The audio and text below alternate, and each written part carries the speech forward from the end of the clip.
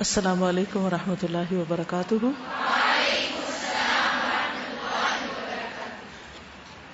نحمده ونصلي على رسوله الكريم اما بعد فاعوذ بالله من الشيطان الرجيم بسم الله الرحمن الرحيم رب اشرح لي صدري ويسر لي امري واحلل عقدة من لساني يفقهوا قولي. کون سنائے گا حدیث؟ جی سنائیے.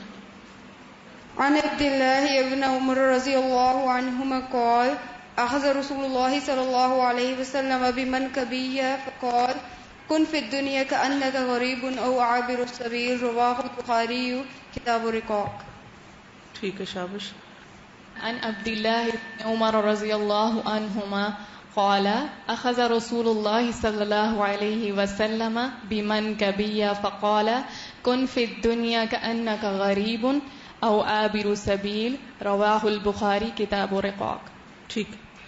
ہم نے دیکھا کہ رسول اللہ صلی اللہ علیہ وسلم نے عبداللہ بن عمر کو بہت ہی خوبصورت نصیحت کی کہ کن فی الدنیا کأنک غریب، دنیا میں اس طرح رہو گویا کہ تم اجنبی ہو، او عابر سبیل یا راہ گزر ہو، راستے پہ چلنے والے، یعنی چلتے جاؤ اور کام کرتے جاؤ، کسی ایک جگہ دل لگا کے نہ بیٹھو. یعنی دنیا سے تعلق ایک وقتی تعلق ہونا چاہیے، دنیا کو منزل نہیں سمجھنا چاہیے، دنیا کو مستقل ٹھکانہ نہیں سمجھنا چاہیے. اور یہ اسی وقت ہو سکتا ہے جب انسان کا آخرت پر یقین پختہ ہو اور اس کی نظریں اصل گھر پر ہوں. بحیثیت خواتین کے ہم یہ بات بہت اچھی طرح سمجھ سکتے ہیں کہ شادی سے پہلے جیسے لڑکی ماں باپ کے گھر میں ہوتی، اگرچہ وہ اس کا گھر ہوتا ہے لیکن ہمیشہ اس کے ذہن میں کیا ہوتا ہے کہ ایک دن یہاں سے جانا ہے. وہ خود بھی اور اس کے ماں باپ بھی کیا تیاری کرتے رہتے ہیں؟ کوئی تیاری کرتے؟ کیا کرتے کہ اسے ساتھ کیا دینا ہے؟ اس کو کیا بولتے ہیں؟ سب کو پتا ہے، جہیز. تو جس طرح دنیا میں ایک لڑکی کو اپنے بچپن سے لے کے جوانی تک خود اور اس کے ماں باپ کو جہیز تیار کرنا پڑتا ہے تاکہ اس کا گھر بس سکے، یا اس کو اگلے گھر جانا ہے، یا اس کا گھر اچھے سے اچھا ہو، اور وہ کوشش یہ کرتے ہیں ماں باپ کے ضرورت کی ہر چیز بچوں کو مہیا کی جائے. اور لڑکی کے ذہن میں بھی یہی ہوتا ہے کہ یہ میرا گھر نہیں ہے، مجھے یہاں سے چلے جانا ہے. تو بالکل اسی طرح ہمیں آخرت کے لیے بھی ہمیشہ یہ سوچنا چاہیے کہ دنیا میرا گھر نہیں اور مجھے یہاں سے چلے جانا ہے، اور اپنے ساتھ بہت سا جہیز لے کے جانا ہے. اور وہ جہیز کس شکل میں ہے؟ اعمال کی شکل میں، کہ کسی بھی چیز کی وہاں کمی نہ ہو. ٹھیک ہے نا؟ تو یہ کانسیپٹ آپ کو بہت اچھی طرح پھر دنیا اور آخرت کے تعلق کو سمجھا دے گا. ٹھیک ہے. کل ہم نے بات کی تھی نا، وہ تو ایسے اللہ نے میرے دل میں ڈالی تو منہ سے نکل آئی. تو کسی نے الحمدللہ ایک لنک بھیجا ہے کہ مرنے کے بعد باڈی کس طرح ڈیکمپوز ہوتی ہے، کس طرح انسان کے جسم گلتا سڑتا ہے. تو اس پر ویڈیو آپ دیکھ لیں. Was the person murdered? And how long have they been dead? To find out, investigators come here, a place known as the Body Farm. This 2-acre compound at the University of Tennessee is devoted to studying what happens to the body after death. The scene isn't for the squeamish. On any given day, the ground is strewn with some 50 corpses. For the scientists who work here, it's an open-air laboratory of decay. What is unique about the facility is that we can look at this process of decomposition. Day 1, day 2, day 18, and day 37, and day 156. Dr. Murray Marks is a forensic anthropologist. Once decomposition sets in, a normal autopsy cannot be done. And so the pathologist turns to the anthropologist to come up with some information. To provide that information, Dr. Marks is compiling an unusual and for some stomach-turning reference work. An atlas for law enforcement that will display bodies in every state of decay. What happens is you pull out the atlas and you compare your body that's decomposed to this. It's a standard. It will provide I think, a gold standard for the process of decomposition. The work at the body farm is important to solving crimes, but it's also gruesome. This corpse has been outside for 2 weeks, and it's giving off a powerful stench. It's not like garbage. It's not even like a dead animal. It's not like a mouse that's behind your wall that dies. I mean, it's a pungent, sweet smell. You never forget it. The researchers focus on details that would revolt most people, such as blackened skin, an important clue in establishing time of death. The darker the flesh, the longer the body's been dead. You can see the head is darker, that arm is a little bit darker, so I'm trying to show all the variation throughout the body. Few people want to think about what flies and maggots do to a body, much less study it. But Dr. Marks knows these scavengers are as regular as clockwork. The first flies will arrive within half an hour of death and invade the body. What they look for are the orifices, the nose, the mouth, the ears, the ground-body interface where it's going to be shaded.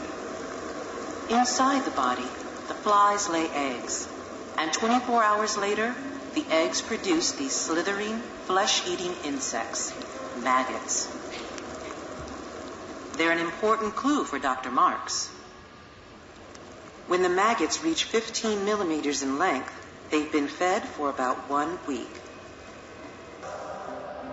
The better I am sitting over on that hill watching these processes, the better the crime scene investigator is going to be, and the more evidence they'll have to give as far as finding suspects. And I'm fortunate to be able to be a part of that. It's not nasty, and it's not gross or awful to do. I mean, it's a job that has to be done. میرا خیال ہے اس کو دیکھنے کے بعد انسان تھوڑی دیر کے لیے بالکل بھول ہی گیا کہ ہم کہاں بیٹھے تھے اور ہم زندہ ہیں یا کیا ہے. اس کو یہ لوگ ایک جاب کے طور پہ لے رہے ہیں نا کہ ایک جاب ہے جس کو کرنا ہے, اور سائنٹیفک ریسرچ کے لیے وہ ان ڈیڈ باڈیز کو دیکھ رہے ہیں کہ ان پہ 1 ہفتے کے بعد کیا ہوتا ہے, اور پھر ڈے 15 پہ کیا ہوتا ہے, اور ڈے 37 پہ کیا ہوتا ہے. اور سب سے جو چیز جو میں نے پہلے نہیں سوچی تھی وہ یہ کہ جو میگٹس جس طرح وہ ملٹیپلائی ہو رہے ہیں, اور وہ ایک دم سے ایک اتنی فوج کی فوج ان کی پیدا ہو گئی ہے جو کہ فوراً اس کے فلیش کو کھا رہی ہے. کہ آدھے گھنٹے میں فلائز پہنچ جاتی, مکھیاں پہنچ جاتی ہیں, اور پھر 24 آورز میں وہ سب پروسیس دوسرا شروع ہو جاتا ہے.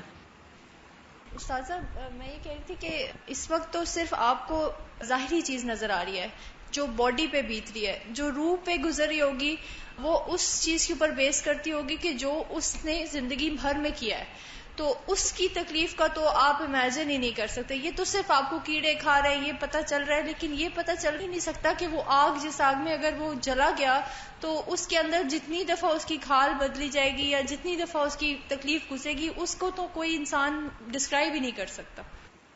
اس کے بارے میں تو صرف دین ہی بتا سکتا ہے نا. یہ تو صرف یعلمون ظاہرا من الحیات الدنیا وهم عن الآخرۃ هم غافلون ذلک مبلغهم من العلم. ان کے علم کا سورس تو صرف دنیا ہے, ظاہر ہے, اور وہ ظاہر کو ہی جانتے ہیں, اور اس سے آگے کیا ہے اس کے لیے اللہ نے ہم پر کتنا بڑا احسان کیا کہ کھول کے ہمارے سامنے رکھ دیا. پھر بھی اگر ہم اس کو سچ نہ مانیں اور اس پر یقین نہ کریں اور ایمان نہ رکھیں تو تبدیلی کہاں سے آ سکتی. استاذہ اگر انجام ذہن میں رہے اور اپنی آخرت اور اپنی موت اور قبر اور یہ ساری چیزیں, تو دل سے وہ ساری برائیاں ختم ہو سکتی ہیں. اور یہ جو غرور اور تکبر ہے اور اپنے آپ کو بڑا سمجھنے کا شوق ہے یا سرکشی جو ہے اللہ تعالیٰ کے سامنے, یہ سب کچھ ختم ہو سکتا ہے. بالکل, کیونکہ ہمیں اپنے جسموں کا اور اپنے آپ کو سجانے بنانے کا یہ شوق بہت غالب ہے نا, اپنے اخلاق کو سنوارنے یا اپنے آپ کو ایک بہتر انسان یا متقی انسان بنانے سے زیادہ. تو جس چیز کے پیچھے ہم بھاگ رہے ہیں اس کا انجام تو یہ ہونے والا ہے. جیسے ہمیں ظاہری طور پہ تو نظر آ رہا ہے نا کہ جسم کے ساتھ یہ سب کچھ ہو رہا ہے, یا جسم کا حسن بھی نظر آتا ہے اور یہ حشر بھی, لیکن جب اسی طرح ہمارے اخلاق اور کردار میں عیب آتے ہیں, وہ جو کیڑے پڑتے ہیں وہ جو ہمارے اخلاق میں, اور وہ ہمیں نظر نہیں آتے نا, اس لیے وہ بالکل. اس کو دیکھتے ہوئے سوچ رہی تھی کہ جب دنیا میں ہم ہوتے ہیں کوئی مچھر یا مکھی ہمیں تھوڑا سا تنگ کرتے تو ہم اسے کتنا مارتے ہیں اور کتنا بھگانے کی اس کو کوشش کرتے ہیں، اور جب ہم مرتے ہیں تو وہی ہمیں کھا رہے ہیں، اور وہی تو کیا ویلیو ہے انسان کوئی کی؟ بھگا نہیں سکتا. انہوں نے بتایا کہ جو یہ مکھیاں وغیرہ ہوتی ہیں اور کیڑے، وہ سب سے پہلے انسان کے ہولز جو شیڈی پلیسز ہوتے ہیں نا ان میں داخل ہوتے ہیں. تو عام زندگی میں ہم اپنے انہی ہولز کی کتنی زیادہ حفاظت کر رہے ہوتے ہیں، ناک کے اندر کی جگہ، کان کے اندر کی، آنکھوں کی. اور ہم پچھلے دنوں فہم القرآن میں پڑھے تھے ایک حدیث کہ 2 سوراخ ایسے ہیں انسان کے جو اس کو دوزخ میں لے جانے کا باعث بنتے ہیں، اس کا منہ اور اس کی شرمگاہ. تو ان سوراخوں کی حفاظت ہم کس طرح کرتے ہیں صرف فزیکلی، اور ہم کو کس طرح کرنی چاہیے، جیسے ہم کیا سن رہے ہیں اور ہم کیا بول رہے ہیں، کیونکہ انہی پہ سب سے پہلے حملہ ہوگا. بالکل. اوکے. سبحانک اللہم وبحمدک، اشہد ان لا الہ الا انت، استغفرک واتوب الیک. السلام علیکم ورحمۃ اللہ وبرکاتہ.